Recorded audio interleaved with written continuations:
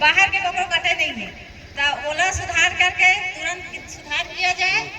और जो बसाहट के पात्रता नहीं बना थे, अभी ACCL में नियम मांगा थे कि निवास प्रमाण पत्र दिया जाए, तो निवास प्रमाण पत्र तहसीलदार सर बैठे हैं, तो तहसीलदार सर बताइए कि निवास का मतलब का डॉक्यूमेंट रखे तो निवास बन पाते।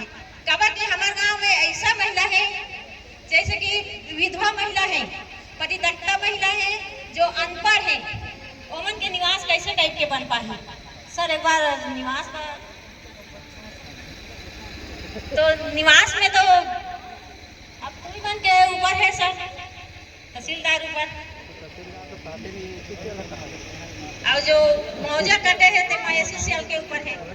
अब ACCL के उन का करके बढ़ाई का करी थे ओमन जानी अपन मन फिर देख के सर्वे कर को कहीं तापन बन जाने, लेकिन हमारे जो गांव के मुआवजा कटे हैं बोला सुधार करके दिया जाए।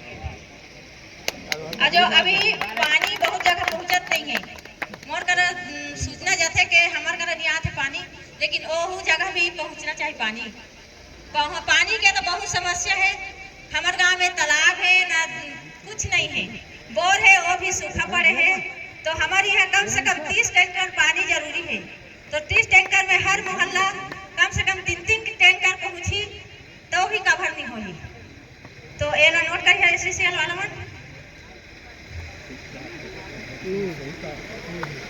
और पुराना मुद्दा है 1986 के, 1986 में जब अर्जन किए गए हैं पुराना मलगांवला, तो वहाँ बसाहट अभी तक बाकी है। 42 आवेदन पुराना में गए रही, अब एक 23 आवेदन गए रही, 40 नहीं 42 है, 40 मेरे पास अब एक 23 है। 40 का है तो 40 का तो सब खा ले एक 23 भी है।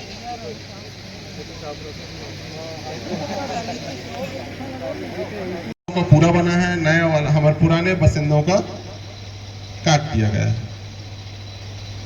3 लिस्ट बनी है, 3 बार सर जो सैंक्शन हुआ है, मेरे पास है वो लिस्ट। जो मुआवजा कटा है 1600 कुछ मकान है,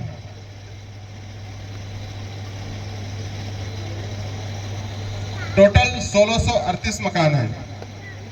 1638 में से लगभग 1400 प्लस मकानों का पूरा 100% मुआवजा दिया गया है।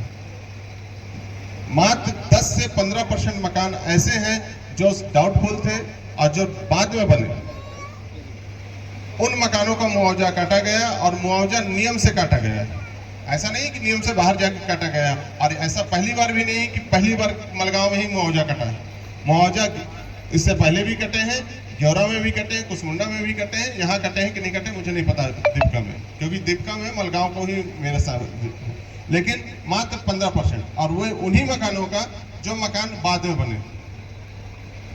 आपको कोई कॉपी मिली, उस कॉपी के आधार पे आपका कहना है कि मुआवजा मेरा 14 लाख बनना था, मुझे 4 लाख ही दिया गया, तो ठीक है, मान लिया आपकी मुआवजे के हिसाब से 14 लाख बनना था, लेकिन उसमें काट दिया गया 60%, कुछ में 60 काटा गया, नहीं 60 नहीं 40% कटा है, 60% नहीं कटा, किसी में 40% कटा है, और 40% जो कटा है वह मात्र 15% मकान है। मैं ये मान रहा हूँ कि हो सकता है आपको पुराना मकान रहा हो छोटा सा, आपने उसको जब ये सर्वे वर्वे शुरू हुआ या बाद में आपने सर्वे के टाइम पर या सर्वे से पूर्व उसमें आपने थोड़ा बहुत चेंज करके अच्छा घर बना दिया, लेकिन फैक्ट ये है आपका पुराना घर था, आप वहाँ रह रहे थे, लेकिन आपने उसको नया किया, और नया किया तो मुआवजा कट गया। उन्हीं का कटा है मात्र 15 से 20% लोगों का, और चूंकि मुआवजा नियम में कटा है तो मैं बहुत ही क्लियर बोलना चाहता हूँ कि मुआवजा रिवाइव नहीं होगा, नए सिरे से कोई भी सर्वे नहीं होगा। मुझे पता है ये बात आपको बहुत बुरा लगेगा, लेकिन जो नियम में है, जो सच्चाई है, मैं वही बोलूँगा। कोई आश्वासन नहीं। आप लोगों के बहुत सारे एप्लीकेशन आते हैं कि हमारा मुआवजा सुधारा जाए, हमारा मुआवजा कम बना है, मुआवजा कम बना है। मुआवजा कम नहीं बना, मुआवजा सही बना है। जो मकान बाद में बने उन्हीं के साथ है, और यहाँ पर बोलने की जरूरत नहीं है, लेकिन जो दिल से सोच ले कि अगर मैं गलत हूँ तो मुझे बता दें कि जो मकान, मैं ये नहीं कह रहा कि आपका मकान वहाँ नहीं था, आपका मकान वहाँ रहा होगा, लेकिन छोटा सा रहा होगा, या छोटे से को आपने बड़ा कर दिया होगा, या कुछ ना कुछ किया होगा, कुछ रिनोवेशन करके एक नया कर दिया, उन्हीं का कटा है, और वह भी मात्र 10 से 15%। 1638 मकानों में 1400 से अधिक मकानों का पूरा मुआवजा बना, पूरा 100%। IGT उस पे जाते नियमों में, तो मुझे पता है मलगांव में 50% मकानों का आधा मुआवजा कट जाता है। जो अब यही कहेंगे कि जिनका कटा वो तो भाग्यशाली है, लेकिन कटा नियम से कटा है, नियम से बाहर जाकर नहीं कटा है तो मुआवजा रिवाइज नहीं होगा। ये पहली बात मैं क्लियर करना चाहता हूँ। दूसरी बात, बसाहट पुनर्वास की आप बात करते हैं कि बसाहट पुनर्वास जब तक हमें नहीं दिया जाएगा तब तक हम नहीं करेंगे। यहीं पर मैडम बैठी हैं, इससे पूर्व जो देव सिंह जी थे आज नहीं दिख रहे हैं। मैं आप लोगों को एक चीज बता दें, मलगांव से मुझे बहुत लगाव। 2019 पिछले 5 साल से जब पहली नापी शुरू हुई है, मैं मलगांव में पहला था जिसने मलगांव में पहली बार टीम को भेजा था नापी के लिए। 2019 में मलगांव के फर्स्ट टाइम 2019 में, 2020 की स्टार्टिंग में मलगांव की नापी शुरू की, बाद में रुकी, फिर बाद में जिसने भी कराया कंप्लीट वो मैटर नहीं। मलगांव वालों ने सदैव सहयोग किया है प्रशासन का, इसमें कोई संदेह नहीं मलगांव वालों ने सहयोग न किया। मलगांव वालों ने, मुझे आज भी याद है, वही हरदी बाजार रोड जो सालों से विवादित थी, आप लोगों के सहयोग की वजह से हमने जब बताया समस्या आप लोगों को कि एनटीपीसी सीपत सीधा दीपका से अफेक्ट होता है और एनटीपीसी सीपत में कोयले की सप्लाई दीपका से होती है।